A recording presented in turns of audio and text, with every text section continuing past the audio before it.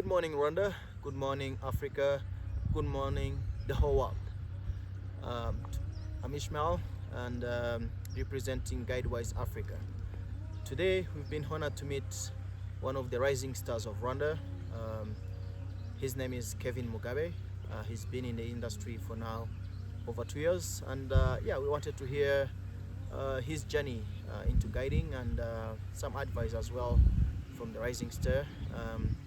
And we've had a very productive time with him. Please watch the video and don't hesitate to let us know your feedback through comments, and we'll see you again on the next video. Please like, share, and download and tell everybody to watch it, just in a way of supporting us.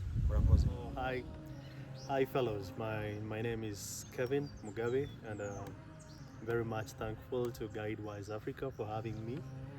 And today I'm very pleased to share some of my guiding experience, what I've been through, how much the career means to me now, tomorrow, in the future, what it has been before, and what I expect to be.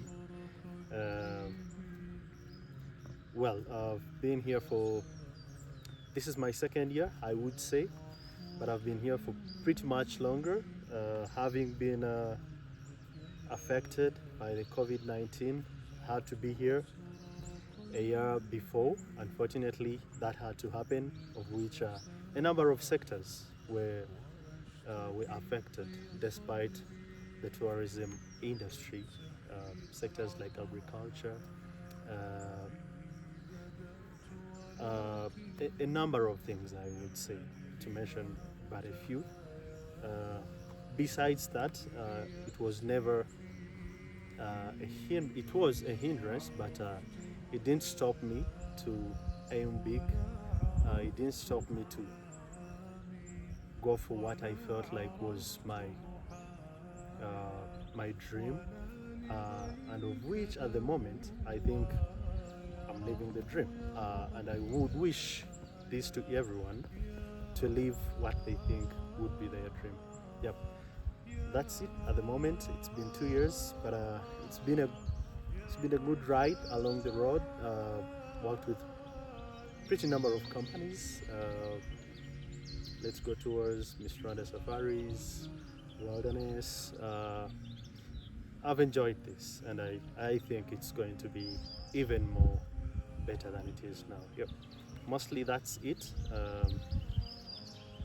Thank you very much. Thank you, Kevin. You've said you've been in the industry for now over 2 years now. Mm-hmm. How was it for you to start? There are some people who you found already working. There are some who've been in the industry for more than 20 years. How is it easy or difficult for you to connect and to merge with the senior guys that you found already working? Okay, well, I wouldn't say it was easy, but again, it wasn't too difficult, because, as they say, where there is a will, there is a way. I knew at the beginning, just like any other types of jobs, just like the same way you want to hit different heights, it's not always going to be easy. Yeah, at the back of my mind, I always knew it's not going to be a path or a walk in the garden. I knew it's going to take some efforts. I knew I had to do a number of trainings. I knew I had to get better in driving, which is, I think, purposely, first and foremost, the number one skill in our career. So yeah, it wasn't easy, and yes, the competition is there, but before I started, someone inspired me, a fellow guide, one of the senior guides, inspired me and told me that tourism is like an ocean. You'll come, take your part, take your portion, and give peace to others to have theirs as well. So I knew my portion was there, but it wasn't going to be easy. I had to put in some efforts, which took me a while, quite a while. Just like I told you that I had to be here years before, but again, due to some factors, it didn't happen. I had to keep on putting in efforts here and there, here and there. I had to go to knock at doors, go to offices, meet a number of tour operators, have advice from fellow guides, who we call senior guides. These are people who've been here for quite some years, at least a decade and a half, or even a decade, or even two. Yes, it wasn't easy, but again, I knew it's going to happen with one, which I think is always a big factor. In other life factors, despite this career, one has to be patient. As much as you're willing to, you still have to be patient and know that your time is coming. You do things not in a rush. As much as you do what is right, things are going to be your way. So yeah, that's what I had as a motivation, because I knew others struggled, of which, who am I not to struggle? People have been here years ago, struggled. So yes, I struggled as well, I would say, with a number of interviews from different people. Me running after, I wouldn't say running, but having to chase down some people so I get appointments with them. Yes, number of investments, having the little that I had earned from other jobs so that I can be able to get some trainings, some documents. Yes, it wasn't easy, I would say. And whoever is willing and they still want to join this industry, please be sure that it's not going to be a walk in the garden. It's not going to be easy. Just know that as much as you put in efforts, there is going to be off. So yes, mostly that's what I think. I've seen lots of university graduates, especially those did tourism. They've formed something like clubs whereby they are doing some bird watching during the weekends. They've organized themselves. Most of them are actually doing bird watchings, and to them, they think this is the step they need to take to join guiding field. What do you think? What do you think would be the right way to join this industry? Do you think they should be putting much time into bird watching, or they should be improving their communication skills, their driving skills, their connections with the guides and the tour companies? What is the secret that they can use to make it easy for them to join? All right. First of all, I don't think there is an easy way of one to join, and it's not a one way of joining. It's different ways. Just like you said, one might be a bada. That's one. If you think you have the capacity to have the knowledge of birds, then that's one way of joining. But that's not the only way. People can be linguistic. One can speak different languages. You have people who come here and they can only speak Spanish, so they need an interpreter. Or someone speaks French. So if you're linguistic, then you're slightly ahead of the rest. So that's an advantage. Besides being linguistic, you can have knowledge about culture and tradition and culture, or the history of the country. People can speak about the history of this country, and they would talk from from sunrise to sunset. So, and you would still be interested to listen to them. So, it's not a one way, and there is no easy way of the two, because you're still going to have enough time to read, enough time to make research, right? So yeah, what we would call an easy way is get to know where your weaknesses are and your strength, right? So if you know that I'm good at this, put in strength to get better. If you know that you're weak in a certain sport, put in strength to improve your weaknesses. So yes, I wouldn't say that one should limit themselves to only one thing, because there is a variety, a number of things to do. But if you decide to go one way, then do your best and be the best in that.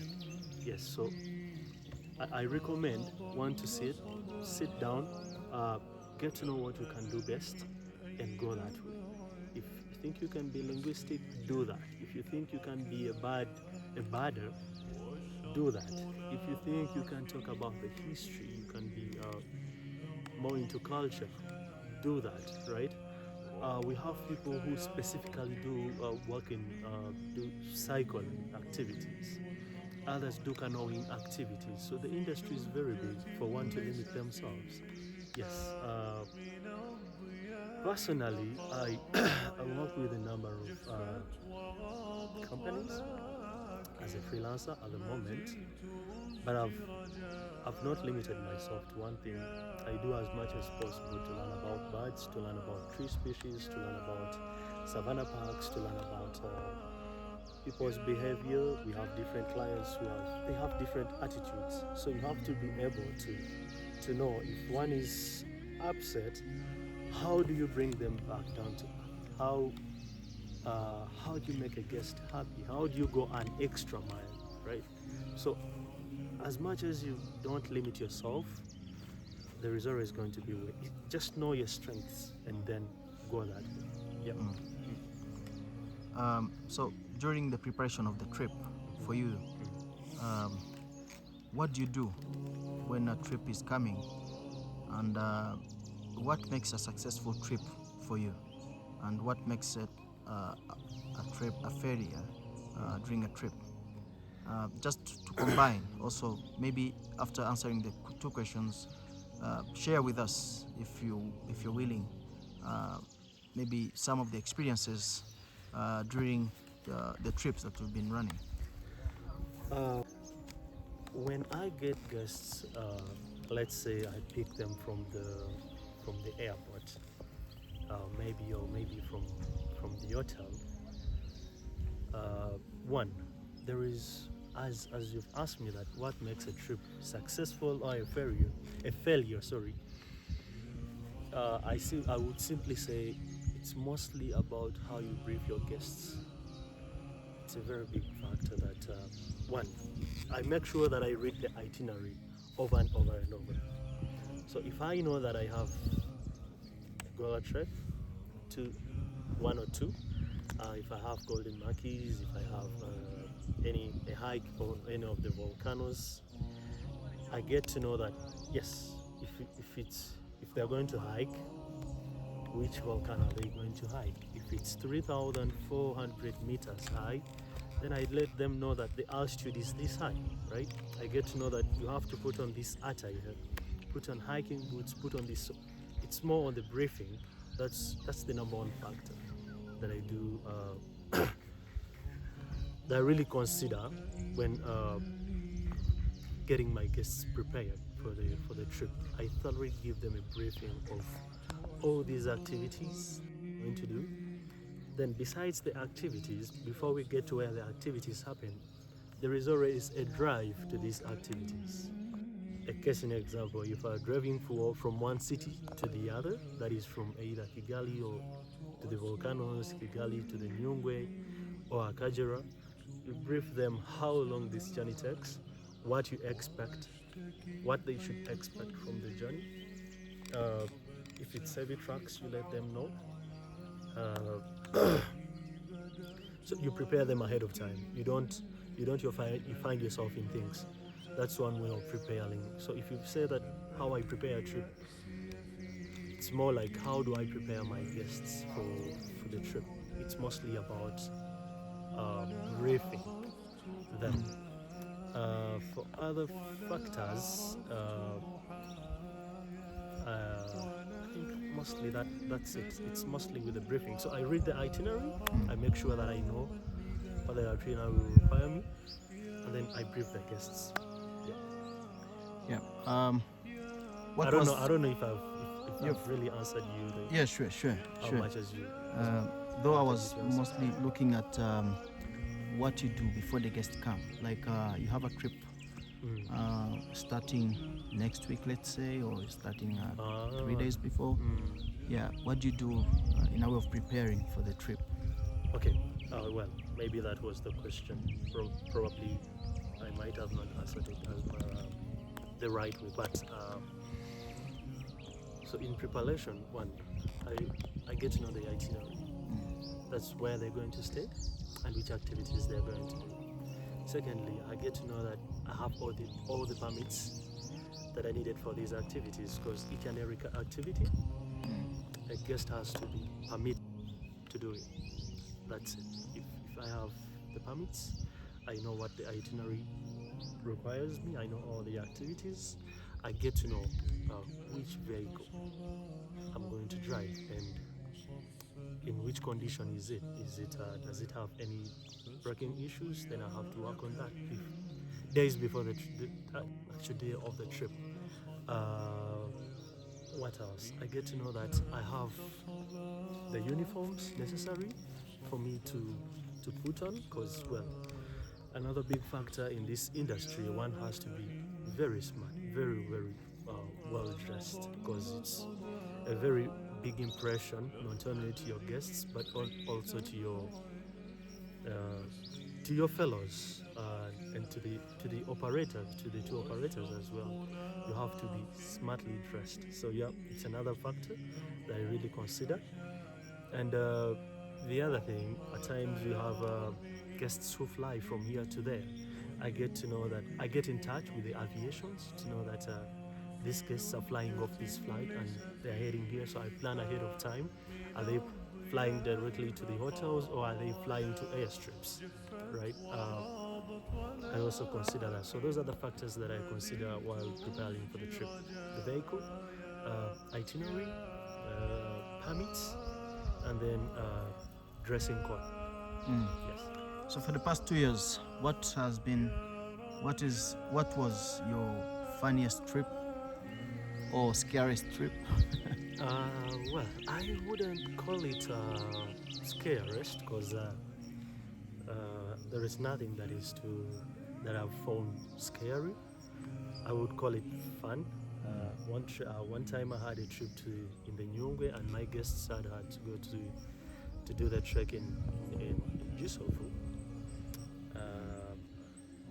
Unfortunately, they didn't get to see the chimps, and that was about they had trekked for about 5 to 6 hours. Then they had to come back. I felt sorry for them, because you don't want to drive someone who's been on a 6-hour trek and they've not seen anything. And what we did, they were redirected to go to Chamdongo, which is 2 hours or 3 hours distant from Gisov. So I had to be in Chamdongo. That's if I had to drive from 1 p.m. That's for the next 3 hours. I would be there at 4. Unfortunately, on the way there, I got a flat tire. Wow. So I had to change the tire, because I had a spare tire, and then immediately some of the people within the communities, they had to come and help me so that we can do this real quick. And the guests were really friendly. They were not upset. It all depends with how you people have been in touch on the whole trip. So they were very good people to me. I did this real quick, like within the next 30 minutes we had changed the tire, then we hit the road again. Unfortunately, again, just 10 minutes on a rocky road, off-road, I again got a second tire, flat tire. Now, that was a big challenge, because I was out of spare tires. So there were just 2 options. I told them, you're either going with motorcycles for the trek, or else we guys are going back home. You have to wait for me, go down to, you guys know how far Rusizi is from the town to Chamjong, at least an hour or 45 minutes. Now, the guests were very good people.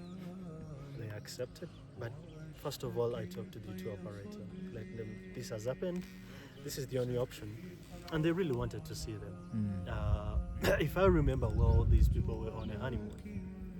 So you can tell how much it was, how hard it is for someone to come on a honeymoon and then they go back home without seeing what they really wanted to see. So yeah, they accepted my proposal, which I think was the only option at the moment. They went on bikes, motor taxis, with a guide, of course, because I had sought approval from the tour operator and he was okay with that. So I went down with a flat tire on a bike as well. Went down to Rusizi. They had to, I don't know what they call it. They had to repair the tire. Let me simply. They repaired it. Then I had to come with it, replace it with the other flat tire. By the time all this was happening, that was around 6 p.m. Wow. That's almost at night. But I talked to the guide they were with, and they're already with the chimps, so they come back very happy. And guess what was funny is they come back around 7:30, almost 8. But we had to drive to Kigali that very night. Wow. Really challenging. That was a trip. It was quite a long day, but it's part of the experience. And that goes back to the fact that one has to be patient. If you're impatient, you're not going to go that extra mile. And trust me that not only means a lot to the guest, but it means a lot to your tour operator, because they get to trust you even more. And it still means a lot to you as a person, because you build more resilience and patience and more. That's more of building experience and getting better in what you do. Yeah, so more, I would say that's. I've had very many funny moments on trips, but I think that's the one which is outstanding. Outstanding. Yes. Yeah. Thank you so much, Kevin. You're very welcome. Anything else to share with us? Any idea to give the new rising stars, the senior guides, or anybody visiting Rwanda? Well, it's not as advice as such to the senior guides, but it's more of a request that, I was I would say I was lucky, because I was really given a warm welcome to the industry, and it really means a lot, because it dictates the temper of how much innovative you're going to be in the industry. So I really got a warm welcome, but that's for my first year, and it looked quite smooth on the outside, but I knew the difficulties within you. So I would just simply ask them that everyone has a beginning. So if one comes out to you and they think you're the best person that could help them improve, please give them a chance, because just like a baby starts by crawling, they crawl and then eventually they will walk, and in no time they'll start running. This is how this industry works. So no one is going to stay here for years. Help as much as you can, and take that little portion of the ocean and give a chance to the others, because you never know when this person is going to be there for you as well, however young they are and however much uneducated they are in the industry. So it's just a simple request. It's not an advice, it's not what, and I really appreciate whoever does that. We are brothers and sisters, so please give a chance to that little boy, to that young man you see, the young lady. Just give them a chance without expecting much from them. It will still come back to you in anyways. And however, if it doesn't come back to you, probably you'll meet it in heaven. Yeah. Then for the young Rising stars. for the people who are my age, for those who are just beginners, please Number one factor, be patient. Don't rush things. These things have been here for years. As much as others have achieved, you're going to have your achievement. It's on your way. Just be patient. Do what is right. Secondly, be disciplined as much as you can at all times. Just know that work on that impression, because you should always be ready that a chance is going to meet you one day. So just be sure that every day is a day for a chance to meet you, so you have to be ready. Just like I said, be smartly dressed. Mind what you say when you're around your fellows, and be patient as much as you can. I would still say be patient. And another big factor, seek knowledge. Be educatable. Be down to earth and let people teach you. And the moment you start learning things, don't just feel like you've already made it. People have been here for 20 years. They have been here for 25 years, and they're still aiming higher. And you're not a year in already, and you want to cause chaos. You want to bring in issues. I don't think that's how it works. No one gets out. No one runs away with it. So please, be educatable. Give people a chance to teach. Give people a chance to let you know if you do something wrong. It doesn't cost a thing. It's costless. Just be that person, and fingers crossed you're going to make it. Trust me. And if it doesn't, in 1, 2, 3 years, please, there is no. It's gonna happen. Well, if you want to give up, then it's up to you. But I would say holding on is much of a better option. So please hold on. If you don't see trips coming in, it's because you're not yet there. But it doesn't mean it's not going to happen in the next 2, 3, 4 years. So yeah, I would say that would be simply my advice to the young, and my request to the senior guys or the old. Yes. Thank you so much, Kevin. We appreciate. Do you really appreciate? Yeah, very much. We appreciate your your time, your quality time with us, and I hope to have the same interview in the next 15 years or 20 years. I don't mind doing this every week. Every week, yeah. Thank you so much. Yeah. As long as I'm here, let's do our best, and the Lord will make a way for those who are believers. Yes. Murakoze cyane. Thank you very much.